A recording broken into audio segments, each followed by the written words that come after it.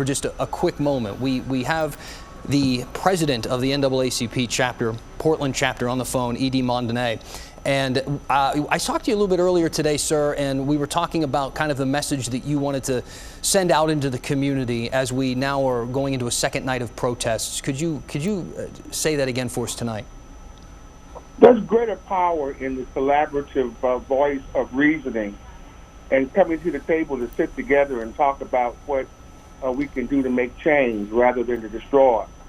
Understanding the rage is something that is extremely important for the suppressive and oppressive voice that have ruled and reigned and made mincemeat of our people for so long.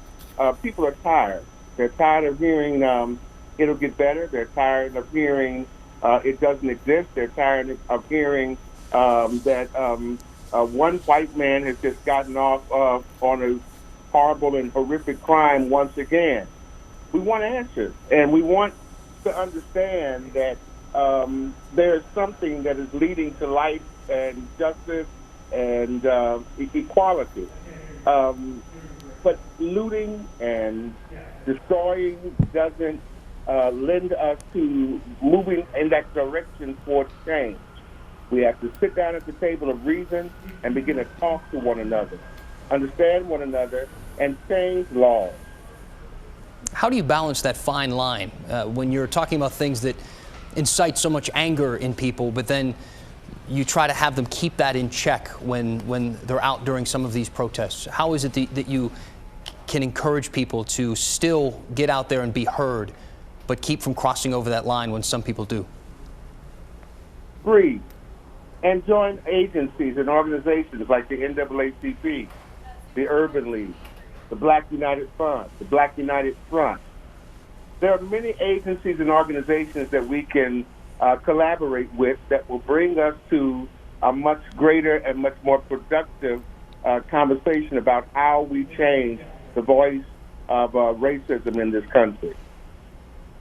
Has there been any conversation today with city leaders, with people within the police department? I know that you have a lot of relationships there. Was there anything discussing how tonight would be handled or how tomorrow night will be handled, considering the tensions that we're seeing and the kind of the vandalism and the rioting that we're seeing across the country that we don't want to see happen here night after night?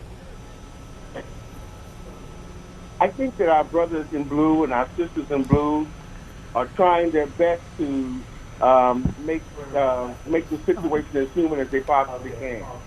Something that we've got to remember, these people that are standing there in uniform are not just men and women. These are our brothers, our cousins, our sisters, and our mothers and fathers. These are the people that we sit next to in church and we go to the grocery store with on a regular basis.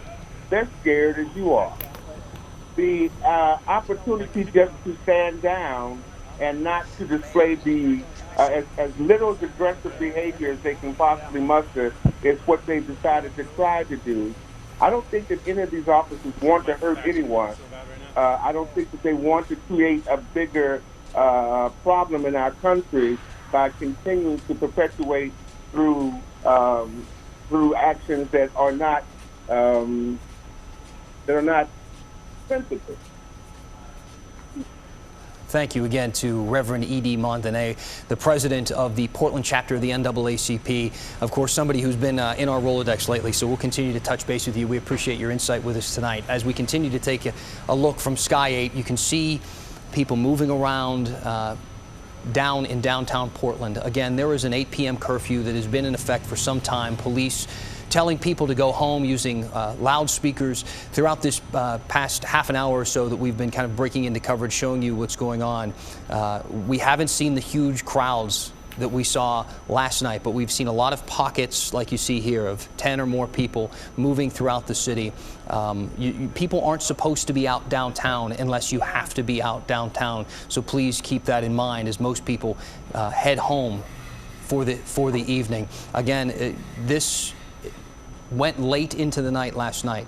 The worst of it started around 10:30, 11 o'clock last night. So we are going to continue to monitor this for you. Of course, we have our reporters on the ground. We have Sky 8 over top. We have seen some arrests made at this point. Police don't appear to have any patience for vandalism tonight or anybody who's not obeying their commands. They have roads closed off, as you can see here. So allow us to continue to monitor this situation for us, for you. Keep an eye on Twitter, Facebook, all of our social media feeds. And if anything more substantial happens, of course, we will break into programming and let you know.